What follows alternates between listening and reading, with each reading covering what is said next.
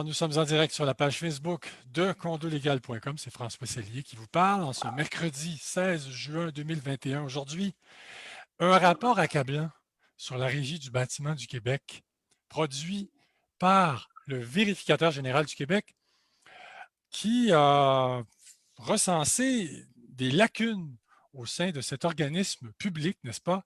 C'est une créature du gouvernement du Québec, ça, la Régie du bâtiment du Québec. Hein?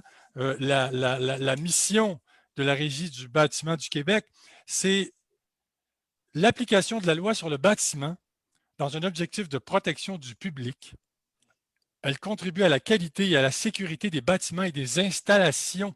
Elle voit également la qualité, la qualification professionnelle des entrepreneurs en construction et des constructeurs copropriétaires, de même qu'elle veille à leur probité. Alors, c'est quand même une mission assez lourde de sens et qui comporte des responsabilités énormes. Or, la Régie du bâtiment du Québec est sur la sellette. Un rapport du vérificateur général du Québec qui a été rendu public au début du mois de juin ne fait pas dans la complaisance ni dans la dentelle à l'égard de cet organisme gouvernemental. On y révèle notamment que la stratégie et les moyens mis en œuvre par la RBQ, Régie du bâtiment du Québec, pour s'assurer des compétences des entrepreneurs sont insuffisants, rien de moins. Alors, la stratégie de la RBQ, poursuit le rapport, est principalement orientée sur l'évaluation des connaissances au moyen d'examens. Là, on parle des licences, là. Les entrepreneurs spécialisés et généraux qui reçoivent des licences dans certaines catégories. Toutefois, la gestion des examens présente des lacunes, c'est ce que dit le rapport. Les inspections réalisées par l'RBQ touchent peu d'entrepreneurs. En outre, le tiers des répondants en exécution de travaux de construction ne seront pas soumis à l'exigence de formation continue qui entrera en vigueur le 1er avril 2022. La RBQ n'a pas mis en place de moyens d'évaluation des compétences en exécution de travaux de construction pour les sous-catégories de licence de l'annexe 3 du document, là, entrepreneurs spécialisés sans évaluation des compétences. On parle notamment des travaux de maçonnerie non structurale, de marbre céramique, l'isolation, l'étanchéité de l'enveloppe d'un bâtiment, ce qu'il y a derrière les murs, là, la couverture, les toitures, les revêtements extérieurs, les portes et fenêtres, les travaux de finition. Là. On parle de ça, puis d'autres spécialisations également. Alors, le rapport ajoute que la RBQ n'exploite pas suffisamment l'information consignée dans ces systèmes d'information afin d'identifier les entrepreneurs à risque de ne pas réaliser des travaux de qualité. C'est quand même quelque chose. Par ailleurs, on apprend que les inspections de chantier réalisées par la RBQ touchent peu d'entrepreneurs. En 3 ans, là, on donne des dates, soit du 1er avril 2017 au 31 mars 2020, la RBQ a inspecté les chantiers de seulement 7 des 20 449 entrepreneurs généraux et de 12 des 12 899 entrepreneurs spécialisés. En outre, un entrepreneur qui réalise des travaux qui ne sont pas réglementés par le Code de construction n'est jamais inspecté. Alors, vous savez, il y a un article qui a été publié dans le quotidien La Presse. On en parlera pendant l'émission. Là, on parle de Far West, des gens qui témoignent, qui disent que cette industrie, c'est le Far West. Bon, on va en reparler plus tard là, pendant la web radio. Donc, mais il faut quand même contrebalancer et dire qu'en réaction à cet audit de performance, là, ce rapport du vérificateur général du Québec, la RBQ dit accueillir favorablement les reproches qui lui sont adressés et table sur un plan stratégique 2018-2023. Dans un communiqué, la RBQ souligne qu'elle continue de faire preuve de proactivité, de mobilisation et d'efficience en consacrant de nombreux efforts à la réalisation de projets majeurs. Bon, la pierre angulaire a été l'adoption de son plan stratégique 2018-2023, dans lequel la priorité est donnée à l'amélioration des services sur le terrain, à l'optimisation de l'expérience client et à la cohérence des actions. Alors, tout ça, ça nous ramène, mesdames, messieurs, à la surveillance des travaux obligatoire qui, justement, n'est pas obligatoire au Québec. Alors, on a un sérieux problème parce que, bon, il faut quand même le dire, là, il y a des bons entrepreneurs, il y a des bons constructeurs au Québec qui doivent avoir mal à l'âme de voir ces choses-là rendues publiques parce qu'il y en a des bons. Là. C'est pas tous, on ne va pas dire que ce sont tous des pas bons. Il y en a des bons, il y en a des excellents, mais il y en a qui ne sont pas bons. Puis je veux dire, des fois, ils sont probablement capables, mais ils ont besoin d'encadrement puis de surveillance. Bon, il faut le dire. Je pense que c'est important. Alors, donc, la table est mise pour cette web radio qui est une présentation de Service Dragon Shield. Service Dragon Shield qui est une entreprise qui se spécialise, qui a développé une grande expertise en système de sécurité incendie. Vous vous souvenez, la semaine dernière, notre web radio portait sur les systèmes de sécurité incendie qui ne sont pas conformes dans toutes les copropriétés divises. Donc, on pourrait même dire que dans une majorité de copropriétés, les systèmes d'alarme incendie ne sont pas conformes. Il y a de nouvelles normes depuis 2013, là, avec le chapitre bâtiment du Code de sécurité. Donc, Service Dragon Shield a développé une grande expertise en matière de sécurité incendie. Les nouvelles normes qu'impose le chapitre bâtiment du Code de sécurité, instauré par la Régie du bâtiment du Québec, justement, le 18 mars 2013, suppose une question fondamentale. Est-ce que votre système de sécurité incendie est conforme aux nouveaux standards en vigueur? Pour le savoir, Service Dragon Shield vous propose de passer un test en ligne. Vous faites le test ici. Alors, en cliquant ici, et vous continuez pour comprendre et constater si votre système d'alarme incendie est conforme ou non. Donc, cette entreprise offre 3 types de protection incendie. Pour en savoir davantage concernant Service Dragon Shield, eh bien, c'est service avec un S, Dragon Shield, DRAGONSHIELD.com. Donc, voilà pour la commandite. Et je vous rappelle que sur condolégal.com, dans l'onglet Vos droits, il y a des fiches pratiques d'une très grande qualité qui parlent notamment de vis cachés, de conception et de construction, parce qu'on va en parler de ça aussi. Quel recours pour le syndicat? Alors, c'est une fiche qui a été rédigée avec soin et qui fait la synthèse des choses à faire lorsque, par exemple, vous constatez un vice caché, un vice de conception, de construction. Le promoteur refuse de terminer les travaux. Qu'est-ce qu'on fait? Alors, une autre fiche pratique très intéressante. Et également, donc, vous en avez d'autres, mais dans ces deux-là, j'attire votre attention sur ces deux en particulier.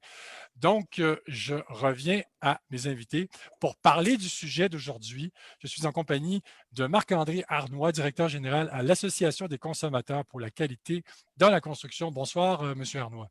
Bonsoir, M. Cellier. Valérie Couture, présidente, directrice générale et fondatrice de Condo Stratégie. Bonsoir, Valérie. Bonsoir. Et un nouveau venu ici, là, Richard Leblanc, que je connais depuis longtemps et avec qui je renoue aujourd'hui, ce soir. Richard Leblanc, donc avocat en droit immobilier, en droit de la copropriété chez RPGL Avocat. Bonsoir, Maître Leblanc. C'est bien. C'est bien. Maître Leblanc, je commence avec vous. Hein? Les mauvaises constructions d'immeubles résidentiels sont documentées depuis des années au Québec. On l'a dit tout à l'heure, il y a d'excellents constructeurs, il faut le dire quand même. Là. Tout le monde, pas vrai de dire que tout le monde que tous les constructeurs sont des pas bons, c'est pas vrai, mais c'est quand même documenté. Les mauvaises constructions, il y en a. Est-ce qu'on peut dire que le gouvernement est resté les bras croisés pendant des années dans ce dossier? Et si oui, pourquoi? Et, moi, j'œuvre depuis plus de 40 ans dans le domaine. Je l'ai fait à tous les niveaux. J'ai participé aux grandes modifications du Code en 1994, de la Régie en 1995, l'arrivée de la garantie Maisonneuve en 1998, de tous les batailles. Et puis, essentiellement, le constat, c'est que c'est unique en Amérique du Nord, hein, je tiens à vous le dire. Quand je lisais ce matin les propos de différentes personnes dans la presse, j'étais presque ému parce que j'avais l'impression de plaider dans le désert depuis longtemps. C'est qu'au Québec, c'est unique en Amérique du Nord. Je dirais que c'est presque unique au monde. J'ai beaucoup voyagé et je n'ai pas vu beaucoup d'endroits qui. C'est le seul endroit où est-ce que il n'y a absolument aucune vérification à la base. La problématique, depuis 30 ans, les gouvernements, pour des raisons qui m'échappent, semblent avoir simplement ou fait plaisir aux entrepreneurs ou fait plaisir aux syndicats, mais semblent avoir oublié le client, semblent avoir oublié l'ultime, le but ultime de tout ça, c'est de satisfaire effectivement un couple, de satisfaire les clients qui, effectivement, achètent des propriétés. On a des couches de protection, mais je dirais que les couches de protection sont tous au mauvais endroit, qui font en sorte qu'il n'y a pas, écoutez, moi, ça fait 40 ans, là, puis j'ai des dossiers, je ne peux pas croire encore qu'en 2021, quand on pense d'envoyer des gens sur la planète Mars, on n'est pas capable d'avoir un minimum de vérification. Écoutez, il y a des raisons pour ça, mais c'est essentiellement. Écoutez, je représente énormément de clients, des entrepreneurs, des fournisseurs, des clients. J'ai des dossiers de vis cachés, là, j'ai des appels de vis cachés entre 200 et 300 par année. Je suis en Outaouais, là, année après année. C'est fou. Rien que la semaine passée, j'ai lu 7 rapports d'expertise. Puis ce sont, dans 95 des cas, c'est toujours des éléments qui, à la base, là, effectivement, qu'on aurait pu éviter. Écoutez, vous savez, je suis toujours d'être surpris que les gens ne savent pas ça. Là, ça fait 42 ans que, en fait, ça ne fait pas 42 ans, ça fait au moins 35 ans que je plaide ça. On est en Outaouais, on voit ce qui se passe de l'autre côté de la rivière. Écoutez, une maison en Ontario, puis quand tu dis Ontario, là, c'est le Manitoba, c'est nous ici, de l'autre côté, c'est le Nouveau-Brunswick, c'est partout pareil. C'est le seul endroit en Amérique du Nord, puis je dirais presque au monde, où est-ce qu'effectivement, on attend que tout soit fini. Écoutez, une maison normale, une maison ordinaire en Ontario, c'est 12 inspections. On ne peut pas fermer il est impossible de fermer un mur avant d'être certain que toute l'enveloppe énergétique a été vérifiée. Puis, alors, écoutez, on le voit, nous, depuis tout le temps. Puis c'est comme si on persiste à aller dans une situation. Vous savez, on frappe un mur avec la régie du bâtiment. Je pense qu'on a beau être gentil, être fin. Vous savez, si l'auto est mise en production, puis aller sur la route, puis on s'aperçoit, on fera des rappels, c'est trop tard. C'est à la base. Puis, écoutez, j'ai mes explications là-dessus, mais les gouvernements, écoutez, j'en ai passé des ministres de l'Habitation, là. On dirait que c'est. Moi, évidemment, l'habitation, ça a toujours été. C'est ma vie, l'industrie de la construction, de l'habitation.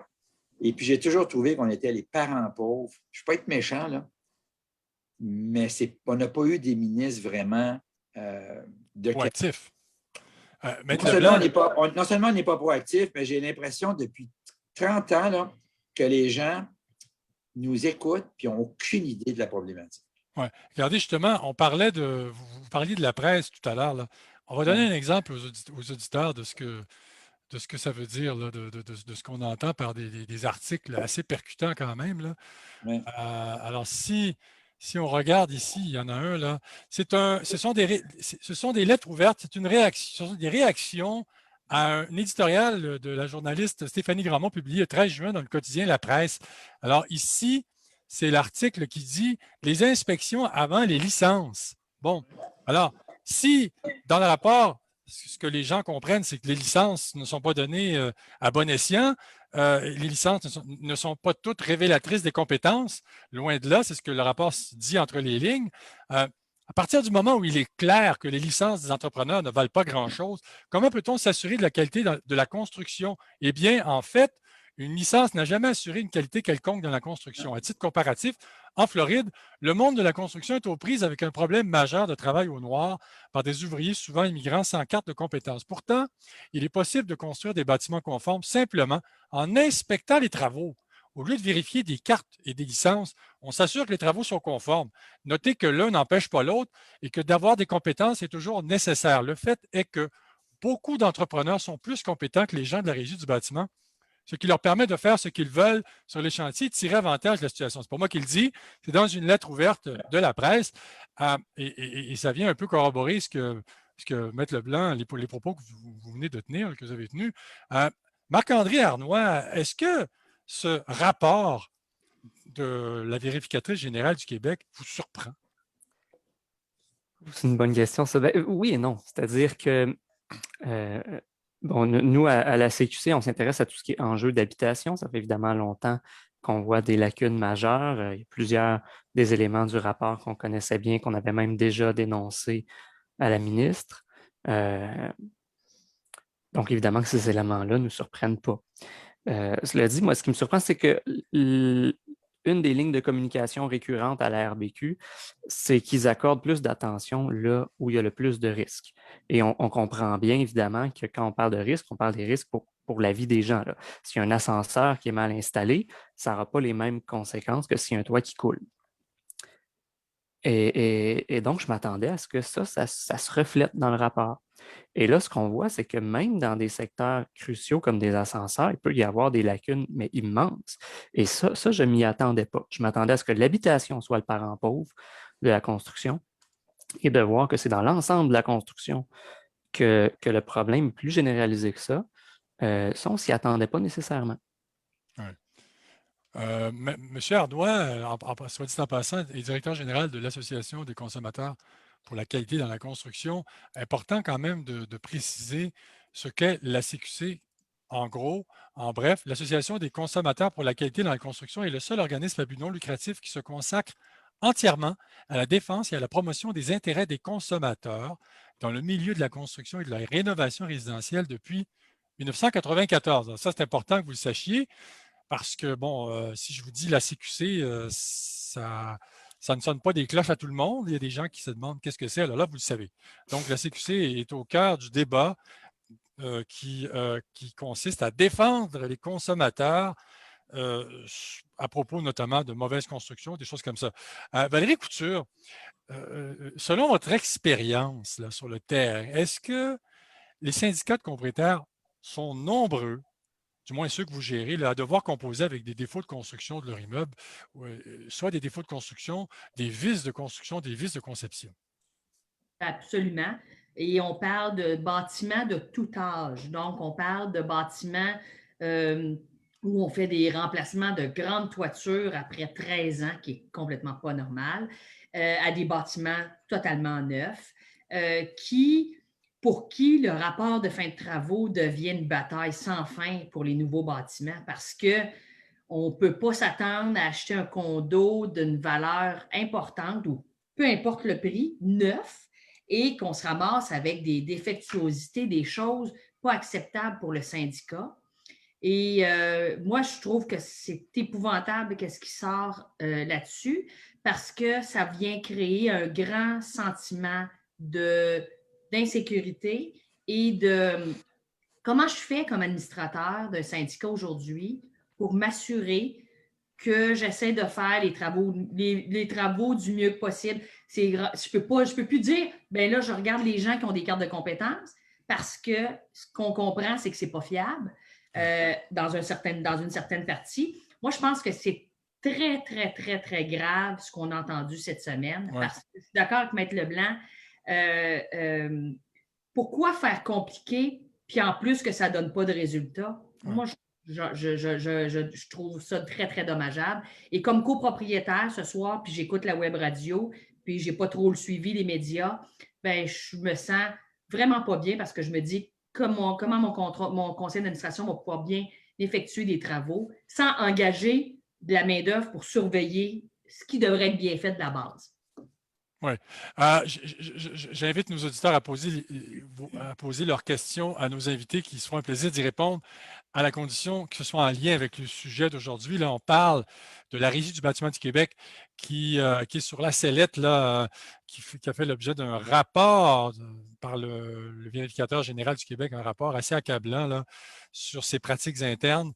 Bon, il faut le répéter encore, il y a de bons constructeurs, il y a des licences qui sont valables, ça, il faut le dire. Il y a des très bons constructeurs, mais il y en a malheureusement qui ne sont pas bons. Je veux dire, il y en a. Je veux dire, mais il ne faut pas non plus mettre tout le monde dans le même sac, c'est important. Et puis, il y a aussi toute la question de l'encadrement des travaux, des travaux, des chantiers résidentiels. On en parle, on va en reparler aussi. Maître Leblanc, là, on vient de parler des vices de construction, des vices de conception. Ça peut apparaître, ça, après 5, 10 ans, 15. Il n'y a pas de date il n'y a pas de prescription pour un vice de construction. Je viens de régler un problème d'une fondation de 1988, puis qui était très mal faite. Alors, ça a juste pris beaucoup de temps pour des circonstances, mais c'est toujours la même chose. Moi, je faisais une... c'est pas normal, hein? C'est pas normal que j'ai 200, 300 appels de vis cachés. La majorité, là, un bon paquet finit en cours, année après année. Puis comme je te disais, François, en Outaouais, on a une expérience que j'ai plaidé, que j'ai tenté de convaincre tellement de monde. Essentiellement, une des anciennes, en 2004, ils ont fusionné 5 municipalités. Puis il y avait une municipalité dans l'Ouest, Aylmer, qui est plus anglophone, puis qui était beaucoup plus en osmose avec l'Ontario. Puis eux, pour des raisons là, historiques, ils inspectaient. Moi, mes parents, ma famille était dans le couvre-plancher, puis on savait que les employés, lorsqu'ils s'en allaient à Elmer, il fallait qu'ils soient ça coche, il fallait qu'ils aient tous leurs documents parce qu'il y avait 5 inspections pour toute une maison neuve, les rénovations, tout ça. Année après année, de façon systématique, j'ai presque jamais eu de dossier d'Elmer. Elmer représente 50 000 sur 250 000. Je fais ça très, très, très gros. C'est pas ça, mais je vais juste donner une petite idée. C'est à peu près le quart de la population de l'Outaouais. C'est statistiquement impossible sur 200, 300 appels que j'ai rien après année. Puis c'est drôle parce que là, je commence à avoir des dossiers de vis cachés. Ce sont tous des dossiers construits après 2004, qui est la fusion. C'était seulement 5 inspections de base. Alors, écoutez, c'est politique. Hein? Il ne faut pas se le cacher, là. Puis il faut dire les choses. C'est très politique dans le sens que, vous savez, quand j'explique ça, moi, à les gens de l'extérieur, là, que, surtout j'écoutais Valérie tantôt, c'est quand même choquant d'être obligé de prendre des gens avec des certificats de compétences, réparer des conneries qui ont été faites par d'autres supposément compétents. La régie du bâtiment, puis il y a une raison également que la régie qui était, il ne faut pas se le cacher, la régie du bâtiment, initialement, avec le rapport Clige de 1974, c'était juste pour organiser le vote syndical. Ça a été la régie des entreprises RECQ. C'était ça. Puis il était dans la bâtisse de la FTQ en plus à Montréal. Alors, tu sais, pour une régie d'entrepreneurs qui est dans une bâtisse de syndiqués, on voit un peu le côté spécial. Oui, effectivement. On est rendu à un point où la régie, en fait, il faut sérieusement, moi, ça fait longtemps que je les remets en question, que je remets le rôle en question, parce que carrément, c'est inutile. En réalité, ils peuvent faire beaucoup de choses, mais il manque l'essentiel. Puis l'essentiel, c'est parce qu'effectivement, le problème est là, c'est que les syndicats ne veulent pas qu'ils perdent la mainmise sur la notion de compétence. Vous savez, il n'y a pas une entreprise qui pourrait dire, même avec les meilleurs employés, enlevons toute vérification, puis enlevons toute supervision. C'est ça le problème. Moi, j'en ai un paquet d'entrepreneurs, puis je leur dis, c'est pas toi qui n'es pas bon, c'est que tu n'as pas de contrôle sur tes employés. On n'a pas besoin de dire qu'on est dans une situation de pénurie depuis des années, hein, pas depuis hier, là, depuis des années. Le gouvernement n'a jamais, puis c'est long, je disais à François, moi, j'ai plaidé 15 ans pour que les gens qui installent du plancher de bois franc ne soient pas aient leur propre compétence qui est un parqueteur. Avant, il fallait que tu prennes un menuisier qui était compliqué, puis voir si ça a du bon sens, faire calculer un toit pour poser du plancher de bois franc. Ça m'a pris 15 ans de criage à tous les niveaux. Pourtant, quand des parents ont voulu peinturer dans une commission scolaire un samedi, puis ils sont fait prendre par la CCQ, en dedans 2 mois, le gouvernement avait passé une loi pour les permettre. D'ailleurs, c'est la R20, ils ont rajouté une exception. Ouais. Mais c'est ça le problème. Ouais. On dirait que pour le gouvernement, l'habitation, excusez-moi, là, c'est de la merde. Ils veulent faire plaisir aux syndicats, ils veulent faire plaisir aux patrons, ils veulent faire plaisir à tout le monde. Parfait. Mais ils oublient le client, puis fondamentalement, le client, il va falloir, puis c'est un coup de barre, il va y avoir un sérieux coup de barre. Je prenais l'exemple actuellement, là, j'ai 4 dossiers depuis une semaine parce que l'autoconstruction, quelqu'un qui s'autoconstruit une maison, n'a pas de problème, mais s'il veut faire un logis pour sa mère, un logis parental, ben là, c'est commercial. La CCQ débarque chez eux, c'est complètement idiot. Je veux dire, on est mieux de les envoyer au CLSC. Ouais. On peut en parler longuement de ça. Ah ouais. Alors, ouais. c'est vraiment, c'est un problème qui est politique parce qu'il va falloir que vous compreniez. Nous, on le voit tous les jours. Écoutez, ce n'est pas compliqué.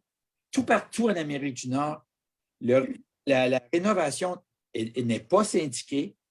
La RBQ n'existe pas du tout. Du tout. Il n'y a absolument aucune similarité à travers, en tout cas, à travers énormément de pays, là, dont toute l'Amérique du Nord. Et puis, si vous saviez comment ça fonctionne, même aux États-Unis, on ne prend pas possession de la maison tant et si longtemps que l'ensemble des inspections soient complétées. Ouais. On compte complètement à l'envers, puis il va falloir, je pense, qu'à un moment donné, qu'on réalise qu'on est peut-être distinct, mais vraiment, ceux qui en paient le prix, c'est les clients. Est-ce qu'on ne devrait pas, Marc-André Arnois, je pose la question, soyez bien à l'aise d'y répondre ou non, là, parce que, évidemment, le domaine de la construction, c'est complexe, mais au lieu de dire il y a des bons constructeurs, il y en a des moins bons, est-ce que les moins bons seraient meilleurs s'ils étaient encadrés puis on les surveillait? Est-ce que ce n'est pas une question d'encadrement des fois aussi, plutôt que de dire, de stigmatiser tout le monde puis de dire il y en a que. Est-ce qu'on peut penser que ces entrepreneurs-là feraient un bon travail s'ils étaient encadrés, supervisés?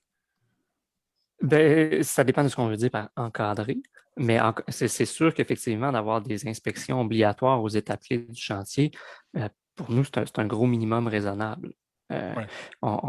Après ça, on pourra s'obstiner longtemps sur combien d'inspections, à quel moment, puis par qui, à quel prix, mais au moins le strict minimum avant de fermer les murs, avant toutes les Ouais. composantes qu'on ne voit plus par la Ah suite. oui, c'est ça.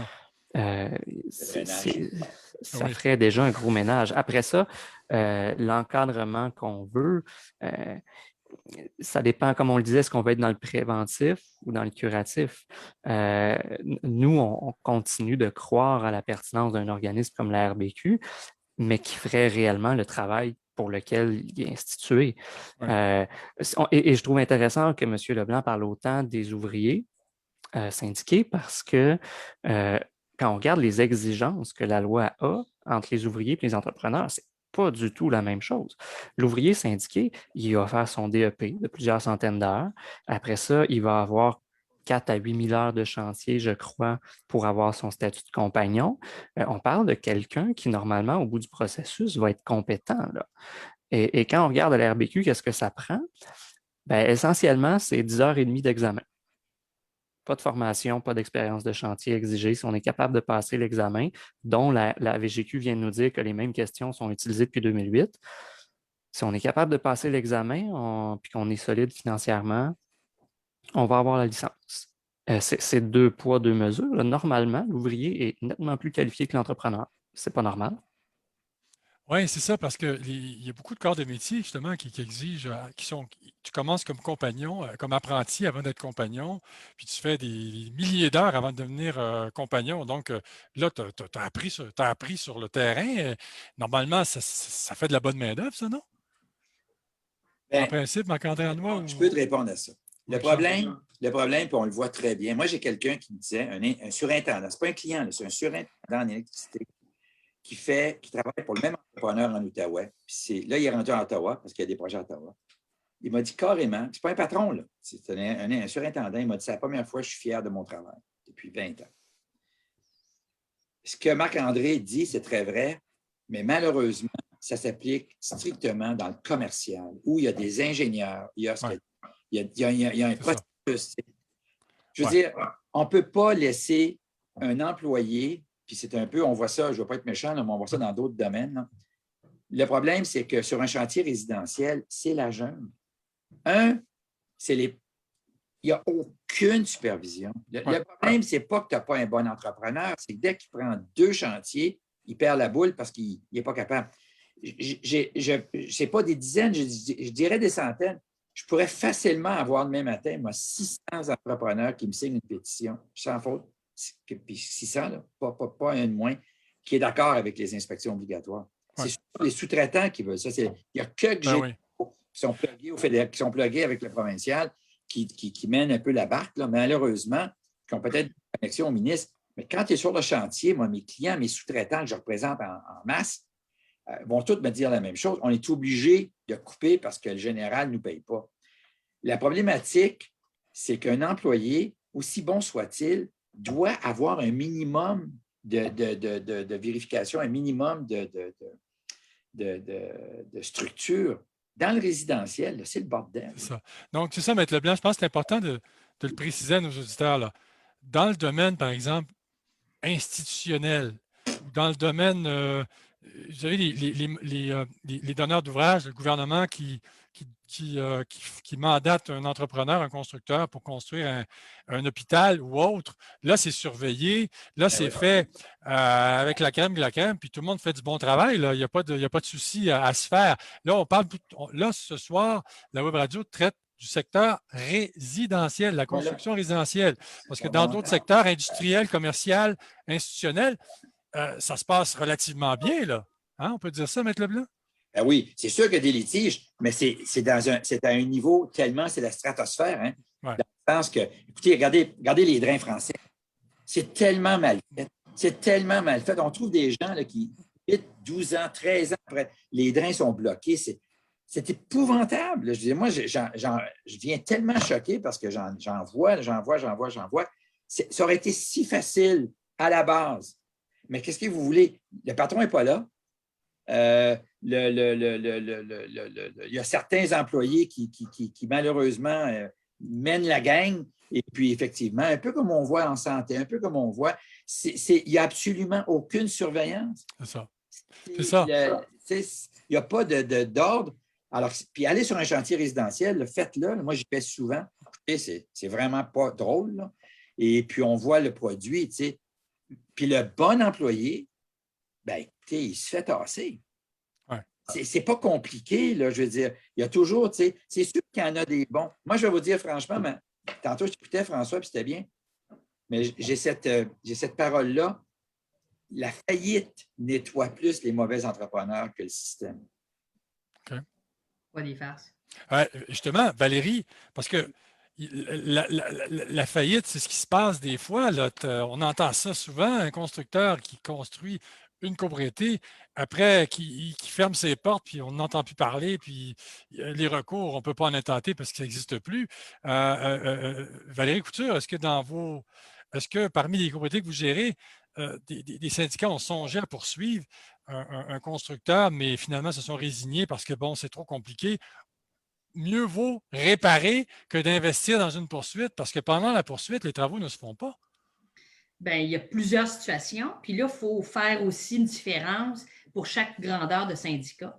Parce qu'une poursuite de 30 000 pour un syndicat de 6 unités, c'est le drame. Ah oui. Et une poursuite de 150 000 pour un 50, 60, 80 unités, c'est un drame, mais un peu moins lourd à porter. Et vous savez, quand on est déjà, puis François, on en parle tellement dans les web radios qu'on fait, on est déjà sous-alimenté monétairement dans les syndicats. Mm-hmm. Et là, on se voit remplacer des parties communes avant leur durée de vie parce qu'ils sont mal bâtis. On se voit remplacer, écoutez, refaire des parements de briques après 7 ans parce que l'eau rentre comme une passoire sur tous les étages. C'est désolant, puis c'est pas. Puis je veux dire, comme copropriétaire, les gens sont très enragés, puis ils deviennent amers. Mais ce n'est pas à cause de la copropriété, c'est à cause du bâti en tant que tel. Et il ne faut pas oublier non plus, tantôt j'écoutais Maître Leblanc dire qu'un ouvrier qui est bon. À la base, là, je pense que les gens de la construction, j'allais dire les gars, mais il y a quand même beaucoup de femmes maintenant, mais les gens de la construction, 80%, toujours notre 80-20, ont le goût de venir travailler et faire une bonne job. Mais à un moment donné, quand la moitié du monde commence à en faire moins de bonnes jobs, ça te tente moins, tu es moins motivé, puis blabla. Ouais. Il y a aussi une chose qui me surprit dans les nouveaux projets qu'on prend. Avec le fonds d'auto-assurance, on s'est aperçu que même les assureurs n'ont pas confiance. Le fonds d'auto-assurance nous coûte plus cher si c'est un sinistre par l'eau dû à la mauvaise construction. Imaginez-vous, c'est pas peu dire. Je n'ai pas inventé ça, moi, ce soir. Là. Non. Donc, le fonds d'auto-assurance, si c'est à cause de la construction, ça va être 100 000 de déductible. Puis si c'est à cause d'un copropriétaire qui a laissé le bain, c'est 50 000. Bien, c'est pas des jobs, là.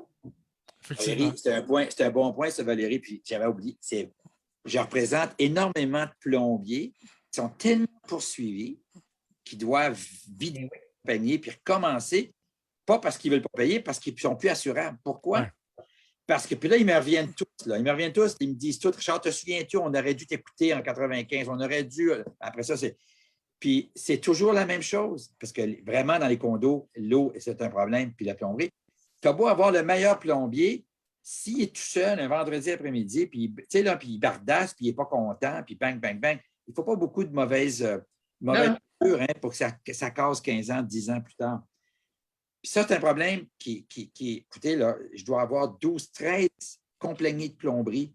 Puis là, maintenant, ils comprennent qu'ils auraient dû, il y a 20 ans passés, avoir un minimum d'inspection parce qu'ils ne sont pas capables d'être tout le temps. Je veux dire, tu sais, c'est ça l'idée, là, c'est qu'ils ne peuvent pas être, c'est des unités, là, ils ne peuvent pas surveiller ces gens-là. C'est pour ça que les tests d'eau ne se font pas. Écoute, des histoires de folie, là, des histoires qu'on croirait dans un pays en voie de développement. Au Québec, ça arrive. Ben oui, c'est dans nos quartiers. C'est dans nos quartiers. Les copropriétés, le pire des copropriétés, je l'ai vu, pas dans les grosses, mais dans les celles, mettons, 60 unités et moins, mettons, il n'y a personne qui va voir. Dans un projet, tu as au moins de temps en temps le client qui vient voir la maison puis qui vient surveiller un petit peu, tu sais, puis qui peut donner un semblant. Dans la copropriété, personne ne met les pieds là. Hein? Non. Puis des histoires de procédures, des histoires de vices cachés, moi. Écoute, je pourrais t'en compter, là, je vous ferais pleurer. Là, je ne sais pas fiable. Ouais. Marc-André, juste 2 secondes. Ouais. La copropriété, là, pendant la construction, là, honnêtement, là, elle appartient à personne. Ben non. Vous comprenez? L'entrepreneur, lui, il est là de passage, le promoteur, entrepreneur, peu importe la situation, le montage entrepreneurial qui a été fait sur ce projet-là. Puis, les copropriétaires, eux autres, sont en attente que ce soit prêt. Puis, tu sais, fait qu'entre les deux, là, on se dépêche, on clenche le projet, il faut qu'on livre les unités, il faut que le monde rentre. Puis là, ils rentrent, puis ils remettent le meuble, puis là, il y a les planchers qui sont mouillés. Qu'est-ce qui se passe? Il y a des bagues mal vissées, puis des affaires comme ça. C'est inconcevable. Puis moi, je vois ça. Moi, si tu savais le nombre de personnes de projets là, qui viennent des États-Unis, de la Suisse, tout. Puis c'est comme une vague là, qui vient s'éteindre parce que je suis obligé de faire mon oiseau de malheur puis d'expliquer à des gens qui veulent investir ou des gens qui veulent comment ça marche au Québec. Et puis, c'est toujours la même chose. Hein? L'absence, on a tout ça à l'envers. L'absence, il y a même des Anglais d'Angleterre qui me faisaient rire en disant, nous, on conduit, vous conduisez du mauvais bord, mais vous faites ça. En tout cas, on sait. Marc-André Arnois, je reviens au rapport, là, puis poser la question, c'est y répondre. Là. La question est évidente parce que la réponse l'est tout autant, mais j'aimerais vous entendre là-dessus. Le rapport précise en outre que les mêmes versions d'examens sont utilisées depuis 2008 pour 9 des 15 examens les plus fréquemment utilisés. On parle de la RBQ, évidemment, puis des examens que les entrepreneurs doivent passer, là, afin d'évaluer les compétences des candidats qui veulent se qualifier comme répondants en exécution de travaux de construction. Qu'est-ce que vous dites de ça? Puis, il faut que ça change, évidemment, mais comment? Bien, comment ça, on pourrait parler longtemps des solutions. Mais bon, d'abord, ce qu'on va en dire, c'est que je trouve ça d'autant plus insultant que c'est quelque chose qui est connu de la RBQ depuis des années. Aussi bien du côté des consommateurs que du côté des entrepreneurs. Je veux dire, moi, j'ai discuté avec des entrepreneurs qui personnellement disent qu'ils ont fait des démarches auprès de la RBQ parce qu'ils étaient fâchés de ça. Puis vous avez répété plusieurs fois qu'il y a des bons entrepreneurs au Québec. Je pense que c'est important de dire aussi que les bons entrepreneurs au Québec, ils doivent être particulièrement fâchés d'être concurrencés par des entrepreneurs qui font les choses à moitié puis qui chargent la moitié du prix pour le faire aussi. Là. Et je pense qu'il va vraiment avoir un rôle à la fois des représentants de l'industrie puis des représentants des consommateurs de travailler ensemble pour qu'il y ait une volonté politique pour faire changer les choses. Parce que manifestement, il y a plein de choses dans le rapport qui ont été dénoncées à la RBQ, dont la question des questions d'examen qui circulent, qui est un problème connu depuis longtemps. Et je trouve ça drôle en plus parce que la RBQ, dans sa réponse, a dit qu'elle était sur la bonne voie, notamment avec son projet d'informatiser les examens. Bon, on peut comprendre qu'avec des examens informatisés, ils vont pouvoir changer les questions plus facilement, puis plus rapidement, puis plus fréquemment, on l'espère bien. Mais il faut se rappeler qu'il y a encore à peu près 30% des entrepreneurs qui n'ont juste pas d'examen à passer en exécution des travaux. Là. Puis que même Bon, c'est sûr qu'il y a moyen de faire des examens exigeants, on s'entend, là, mais quand même, on parle d'examens de 3 heures.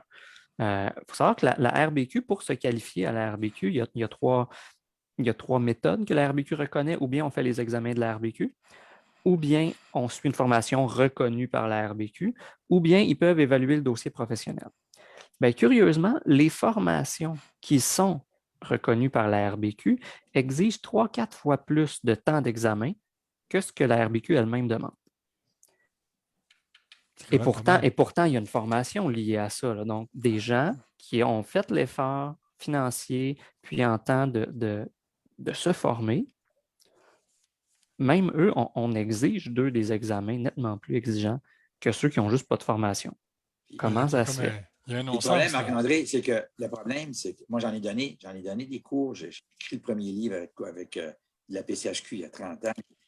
Écoutez, c'est peut-être un bon cours en formation continue, là. Ça, il n'y a pas de problème, surtout en technique. Mais je veux dire, c'est incroyable. Je veux dire, honnêtement, je veux dire, quelqu'un qui ne connaît absolument rien, qui est moindrement intelligent, qui est capable de lire, qui a une bonne, pour passer cet examen, je pense qu'il n'y a personne qui faillit pratiquement. Là. C'est compliqué, tout le monde passe c'est peut-être 98, 99. Mais c'est de mettre la charrue avant les bœufs. Je veux dire, tu sais, ça fait des entrepreneurs en cravate, ça. Là. Je veux dire, ils ne savent pas c'est quoi un marteau. Ils n'ont jamais. C'est toujours de perpétuer qui est, en tout cas, moi, écoute, on remet tout ça à l'envers, là, et puis on crée des. J'ai toujours dit, moi, écoute, on le voit actuellement avec les problèmes de ceux qui veulent avoir des augmentations, des entrepreneurs qui arrivent un mois après avoir signé puis qui demandent 50 000, 60 000. Moi, j'ai un dossier à Hall qui est absolument, la Gatineau, qui est absolument épouvantable. Et puis, la personne a tout simplement dit tu n'auras pas ta maison. Point final. Plainte à la RBQ. La RBQ leur a dit à ma cliente on va faire le dossier, là, mais appelle-nous pas. Cette personne-là là, peut faire ce qu'elle veut. Elle se fera bien poursuivre dans 2-3 ans. Il n'y a absolument aucune lettre. C'est quand même, écoute, là, puis même la garantie Maisonneuve, la garantie, il dit la seule chose qu'on peut faire, c'est te redonner ton dépôt. Ce n'est pas un dépôt que je veux, c'est une maison. Ah oui. C'est pas compliqué. Là. C'est pas, écoute, c'est pas une personne en rémission là, d'avoir importé de la cocaïne. Là. Je veux dire, c'est une personne qui veut juste une demeure. Et puis, ce qu'on se dit, alors imagine-toi s'il fallait que les cautionnements d'exécution avec les écoles, puis tout ça dans le commercial, ça prend effet seulement lors de la réception. C'est complètement, je m'étais objecté en 95 contre ça, même dans le projet de loi 98, en disant ça n'a pas d'allure. Puis regarde ce qui arrive. Alors, la personne peut dire non, je te fous dehors, la régie ne fait rien. Mais c'est du cowboy, ça, là. C'est du Far West. Là. Là, On a gagné une injonction lundi, mais la Cour ne peut pas rien faire. Elle dit on va maintenir le statu quo. Ma cliente n'a toujours pas sa maison. Ouais. Lui, il a de l'argent. Puis il lui a dit en plus de ça, il lui a dit en pleine face moi, j'ai de l'argent, on va pouvoir te. Puis si tout ça est en preuve, regardez, là. J'ai toujours dit là, qu'il va falloir qu'on se mette dans la tête que le rôle de la régie, il ne faut pas se le cacher. Là. Il est allé dans un sens, puis je pense qu'il a frappé un mur. Maître Leblanc, le cas de figure dont vous parlez, Oui. la dame qui attend toujours sa maison et qui s'est fait dire finalement, tu n'auras pas de maison, mais tu vas avoir ton dépôt. Est-ce que cet entrepreneur est accrédité par Garantie de construction résidentielle? Oui, parce qu'elle-même, elle a fait une plainte à la garantie à ma demande pour tenter, en même temps, d'avoir la plainte au barreau, plainte à la régie, parce qu'ils ont un service de médiation. Je dis là, il va allumer l'entrepreneur. Il va allumer pour voir qu'il est en train de faire quelque chose qui est illégal. Non.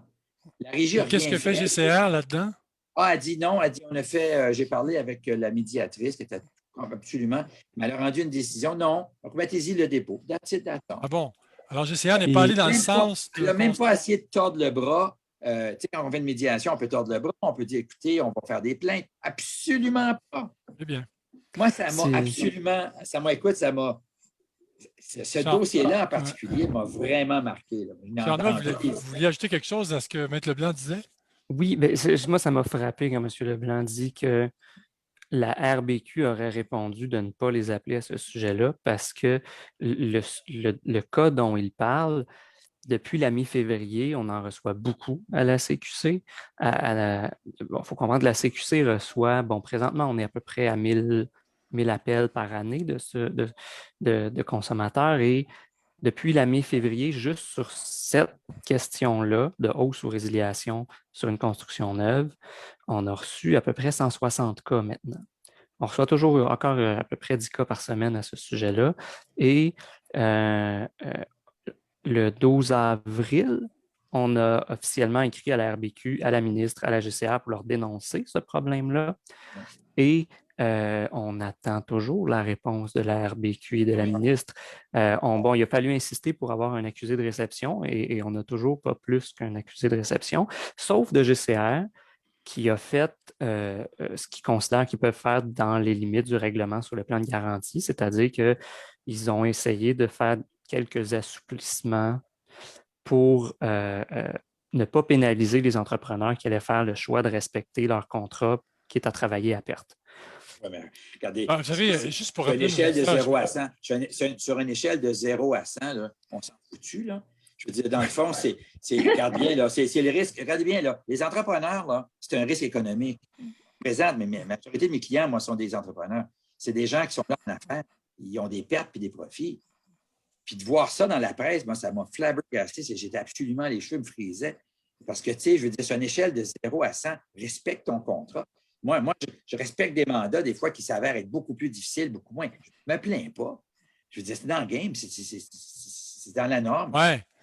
Mais de dire qu'un certificat, qu'on a une garantie de parachèvement qui ne s'applique pas, m'a dit. Mais là, on se demande, Maître Leblanc, on se demande une chose. Est-ce que, bon, GCR, parce que pour nos auditeurs, que nos auditeurs comprennent bien, là, garantie de construction résidentielle qui gagne à être connue parce qu'elle est méconnue, c'est une garantie au même titre que si vous achetez une voiture, vous avez une garantie de 3 ans ou 60 000 km. C'est le même principe avec garantie de construction résidentielle.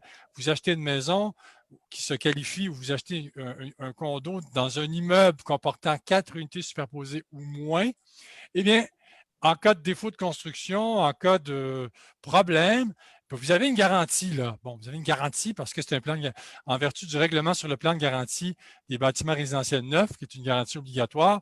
Les entrepreneurs, ils sont accrédités. Donc, Maître Leblanc, ce que vous nous dites, c'est que GCR, qui a quand même investi beaucoup d'énergie dans la protection du consommateur, il faut le dire, depuis que GCR administre le plan de garantie, et qu'elle est la seule à l'administrer depuis le 1er janvier 1995, il y a quand même des inspections de chantier qui se font, beaucoup plus.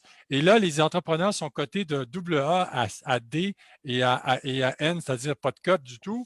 Bon, alors, mais là, ce que vous me dites, c'est que finalement, GCR est somme toute, dans certains dossiers, et jusqu'à une certaine limite, limité dans ses interventions. C'est ça? Pensez-vous qu'il y a quoi, 50 000 unités qui se construisent par année, entre 40 60, dépendamment des années. Mais je veux dire, moi, là, je vous parle, je suis en Gaspésie actuellement, mais je suis en Outaouais. On a une maison ici qui se construit. Quelqu'un va partir de Québec là, pour venir inspecter ça. Ils vont venir combien de fois inspecter ça? Oui, c'est ça. Ouais. Bon, premièrement. Deuxièmement, toute la question, puis c'est ça que j'ai trouvé ça de valeur, en fait, au lieu de se plaindre pour ces entrepreneurs qui respectaient leur contrat, moi, j'aurais bien aimé que la régie, que la GCR dise au ministre, écoutez, faites comme dans n'importe quoi, il faudrait que ce soit vraiment un cautionnement d'exécution. Si moi, je signe pour avoir vous me parlez de votre voiture, là, mais encore faut-il qu'elle soit livrée, la voiture. Bien, c'est ça. S'ils ne me livrent pas parce qu'ils n'ont pas de problème avec, si votre dépôt, vous n'avez pas d'auto, une auto, ce n'est pas pire, on peut toujours. Mais une maison, quand les gens attendent, là, ça illustre exactement l'insensibilité du gouvernement. Ouais. Je sais, là, parce que moi, j'en ai brassé beaucoup. Alors, on oublie le client.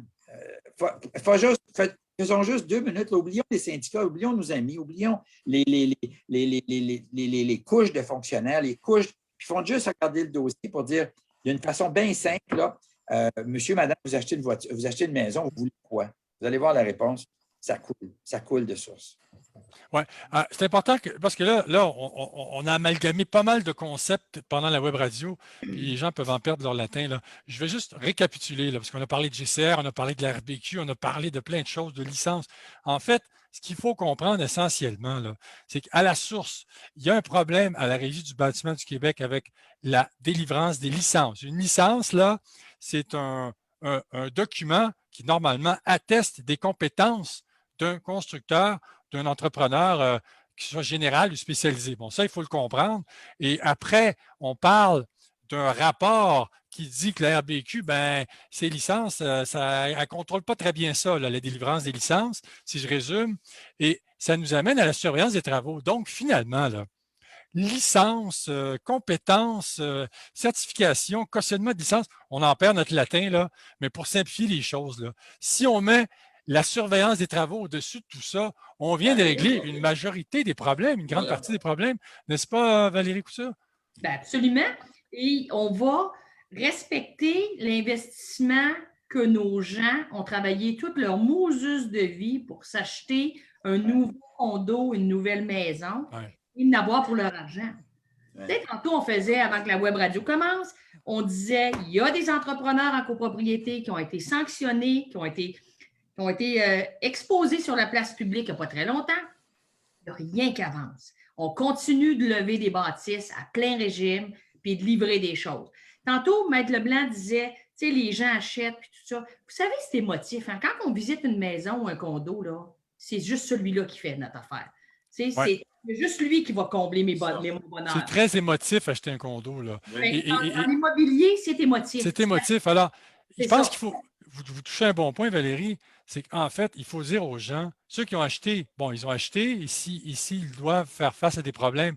C'est bien malheureux, mais avant d'acheter, ou si vous connaissez des gens qui veulent acheter un condo, eh bien, dites-leur, s'il te plaît, de grâce, je t'en prie, fais tes vérifications. Si c'est un condo neuf, vérifie qui est l'entrepreneur. Il y a plusieurs choses qu'on peut faire pour savoir, pour connaître la réputation d'un entrepreneur. On peut appeler, on peut par référence savoir quels autres projets il a construits précédemment. C'est important. Puis il y a une question d'une auditrice qui dit, vous avez dit que GCA s'occupe des copropriétés de 4 et moins. Qui est le pendant pour les 5 unités de copropriété et plus? Eh bien, je vais répondre. Alors, si c'est plus que 4, eh bien, il peut y avoir des garanties optionnelles, hein, Maître Leblanc? Ça devient conventionnel. C'est ça. Puis avoir une garantie optionnelle, mais s'il n'y a pas de garantie, il n'y a rien, là. C'est ça qu'on comprend? C'est d'ailleurs une des revendications communes de la CQC et du RGCQ, qu'il y ait un élargissement du plan de garantie vers la copropriété en hauteur, parce que il y a vraiment, puis c'est drôle parce que la RGCQ avait organisé un colloque sur ce sujet-là en 2017. Ça fait, c'est pas d'hier, là, où on disait clairement, il y a deux catégories d'acheteurs, ceux qui sont protégés et ceux qui ne le sont pas. Voilà, exactement, parce qu'effectivement... C'est encore pire ça, François, parce que justement, normalement, tu tombes dans le béton, quand tu tombes dans le 4 étages et plus, on dit dans le métier que c'est commercial parce que c'est bon. Là, les ingénieurs arrivent. Là, mais on n'a pas ça dans le condo résidentiel. Non. Maître Leblanc, j'ai une question pour vous d'un auditeur.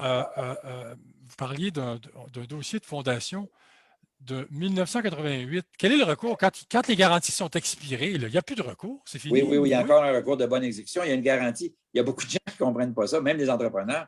Une garantie, c'est une garantie. Ta voiture qui est garantie 100 000 ans, qui le moteur saute à 105 000, la seule différence, je vais faire ça très vite, c'est que ça déplace le fardeau. Tu dois prouver qu'il y a un problème. Mais là, effectivement, moi, j'ai été 88, j'ai été jusqu'à 40 ans là, chercher des entrepreneurs ou par des vices cachés. C'est une question de preuve, c'est une question d'expertise. Puis là, on a découvert effectivement que c'est l'armature, l'acier d'armature de la maison. C'était absolument terrible, mais ça a pris 30 ans à se défaire. Puis voilà, quand ça s'est défait.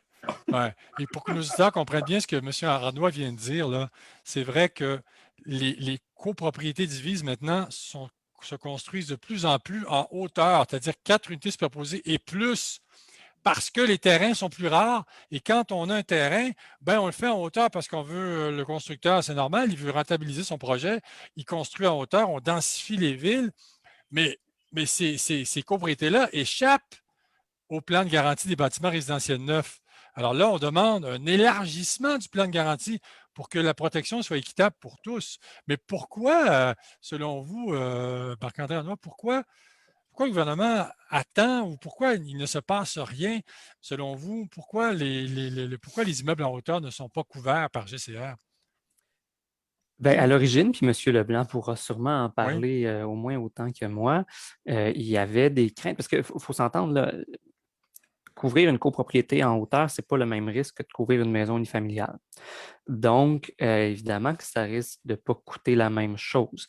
Et bon, le législateur, dans sa grande sagesse, a jugé que peut-être que ça allait être un fardeau trop élevé pour le consommateur. Bon, nous, on a toujours jugé que de payer une assurance, c'était toujours moins cher que de se retrouver avec des vices cachés. Les travaux, exact. Mais bon, c'est pas la conclusion à laquelle ils sont arrivés quand ils ont fait le règlement sur le plan de garantie.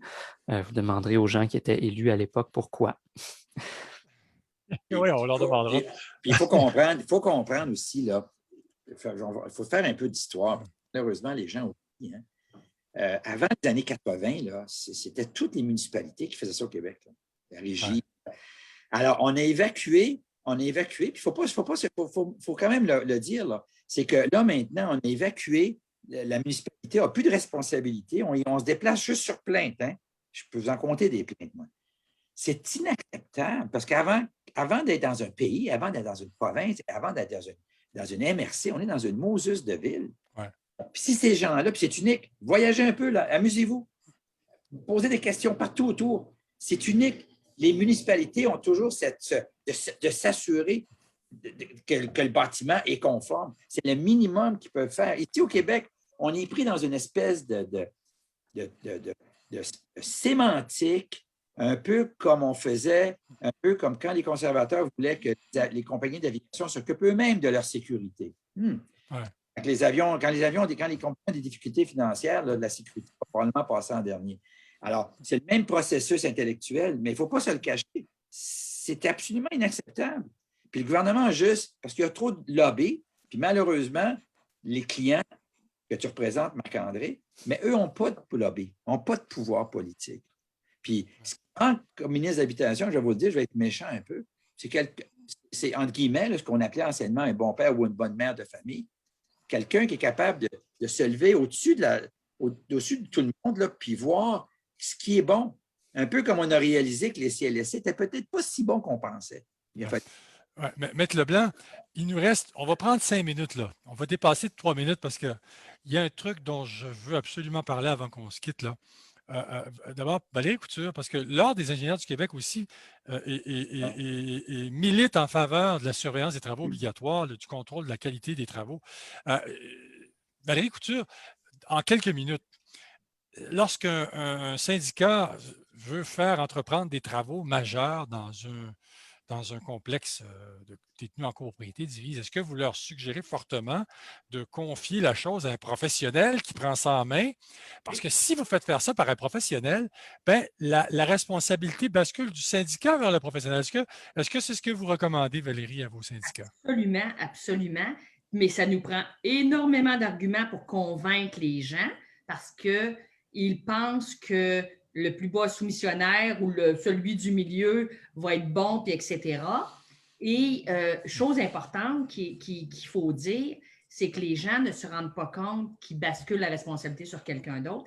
Et en plus, que si on fait du travail bien fait et qu'on n'a pas à le refaire plus tôt dans la vie utile de cette composante-là, on économise énormément d'argent.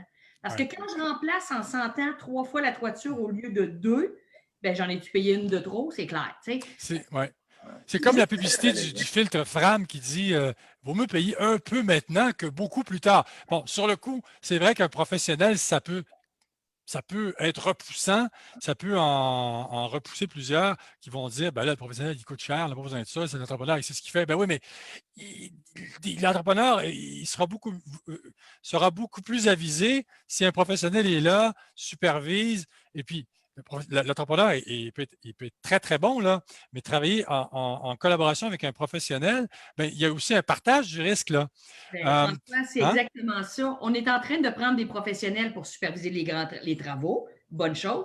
Et on prend des professionnels pour vérifier ce qui a été construit, mais quand tout est fermé. Fait que là, on est pris, ça coûte de la grosse argent, là. Les copropriétés, quand on fait la pré-réception des parties communes, c'est pas évident, là. C'est pas le fun. Oui, c'est ça. Parce que, bon, là, j'ai reçu l'Ordre des ingénieurs du Québec. Ça, c'est la question à Maître Leblanc en finale, là, en quelques minutes, Maître Leblanc. L'Ordre des ingénieurs du Québec, dans un blog publié en février 2021, dit « Notre équipe a aussi pris le pouls du grand public qui s'est d'ailleurs montré largement favorable à l'adoption de lois ou de règlements qui rendraient obligatoire le contrôle de qualité des travaux. En moyenne, le grand public se disait même prêt à consacrer de 5 à 7 des coûts de construction à la surveillance des travaux. Puis ça vaut autant pour des travaux à faire dans une copropriété existante qu'une copropriété neuve qui est construite. Parce que les entrepreneurs disent, certains entrepreneurs disent, oui, mais là, pour filer la facture aux consommateurs, bien, les consommateurs, ils sont bien contents de l'avoir, cette facture-là. D'ailleurs, ils disent donc qu'ils sont prêts à consacrer 5 à 7 des coûts de construction à la surveillance des travaux. Une proportion significative était même prête à payer encore plus. C'est davantage que les coûts en réalité nécessaires à la surveillance des travaux qui se situent habituellement de 3,5 à 7,5 Maître Leblanc, en quelques minutes. Là. C'est exact. En Ontario, là, puis dans d'autres provinces canadiennes, les travaux sont surveillés par le gouvernement, si je ne m'abuse. Puis les entrepreneurs sont bien contents de ça. Bien, ils sont contents. Puis d'ailleurs, nous, on le voit, là. On le voit, nos entrepreneurs qui vont de l'autre côté, ils reviennent, sont charmés. En fait, là, le problème, c'est qu'on écoute seulement les généraux.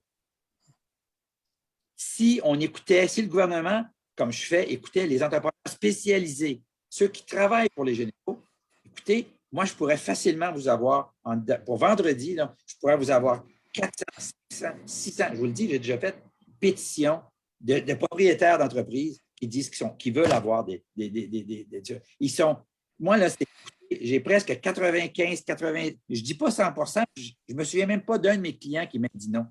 Ils me disent toutes la même chose, on veut des inspections, on n'est plus capable parce que le général nous force à faire des choses qu'on ne veut pas faire. Si on ne travaille pas, on ferme les portes.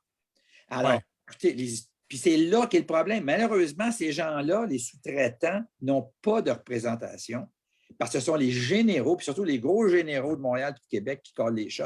Let's call a spade, puis qui ont le temps, eux, d'avoir des lobbies. Oui, parce que, comme on le disait en début de Web Radio, les spécialisés, ils passent des centaines d'heures à une formation. Je ne peux pas croire qu'ils sont incompétents. Là. Quand tu as fait 2000 heures, 3000 heures, 4000 heures, je ne sais pas moi, un bouffetier, celui qui fait du dynamitage, par exemple, n'importe quel, un soudeur en scaphandrier sous l'eau. Prends l'isolation.